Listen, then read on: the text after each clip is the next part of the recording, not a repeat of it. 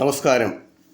ഇന്ന് നിങ്ങളുമായി പങ്കുവെക്കുന്ന ചിന്ത നമ്മുടെ ജീവിതത്തിൽ എങ്ങനെ വിജയം കൈവരിക്കാം, ആ വിജയിയുടെ പ്രതിഫലം എന്താണ് എന്നുള്ള ഒരു വിഷയമാണ്.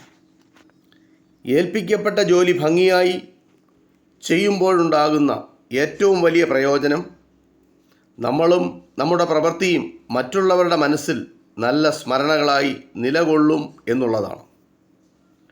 ഈ സ്മരണ വിജയിക്ക് പ്രതിഫലവും പ്രോത്സാഹനവുമാണ്.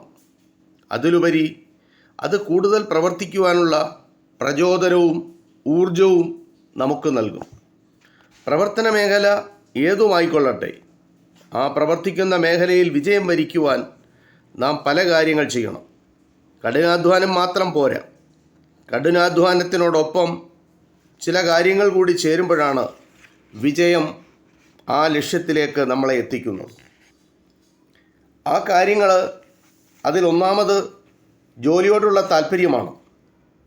ആ താല്പര്യം, ചെയ്യുന്ന ജോലിയോട് താല്പര്യം വർദ്ധിച്ചാൽ നമ്മുടെ ആത്മാർത്ഥതയും വർദ്ധിക്കും.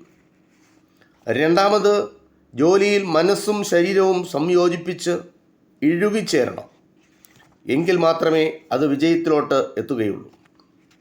മൂന്നാമത് പ്രവർത്തന മേഖലയുമായി ബന്ധപ്പെട്ട ഏറ്റവും പുതിയ നൂതന സാങ്കേതിക കാര്യങ്ങൾ മനസ്സിലാക്കി അവയെ നമ്മുടെ ജോലിയുമായി ബന്ധിപ്പിക്കണം. നാലാമത് നമ്മുടെ പ്രവർത്തനങ്ങളിലെ പോരായ്മ കണ്ടെത്തി അവ തിരുത്തി വേണം നമ്മൾ മുന്നേറുവാൻ. എങ്കിലേ നമുക്ക് വിജയത്തിൽ എത്തിച്ചേരുവാൻ കഴിയുകയുള്ളൂ. അഞ്ചാമത് കൂടെ ജോലി ചെയ്യുന്നവരെയെല്ലാം കൂട്ടി നിർത്തി അവരെ ഒരുമിപ്പിച്ച് അവരുടെ കഴിവുകൾ കൂടി നമ്മൾ പ്രയോജനപ്പെടുത്തി ഒരുമിച്ച് മുന്നോട്ട് പോകണം. എങ്കിൽ മാത്രമേ വിജയത്തിലെത്തുവാൻ കഴിയുകയുള്ളൂ. ആറാമത് ജോലിക്ക് തടസ്സമോ തകർച്ചയുണ്ടാക്കുന്ന എല്ലാ കാര്യങ്ങളിൽ നിന്നും നമ്മൾ സ്വയം സംരക്ഷണം ഏർപ്പെടുത്തണം. നമ്മുടെ അലസതയാവാം, നമ്മുടെ ചീത്ത കൂട്ടുകെട്ടുകളാവാം, നമ്മുടെ ദുശീലങ്ങളാവാം, തെറ്റായ സ്വാധീനങ്ങളാവാം. എന്തായാലും അത്തരം തെറ്റായ കാര്യങ്ങളെ സ്വയം നമ്മൾ പ്രതിരോധിക്കാൻ കഴിയുന്നവരാവണം.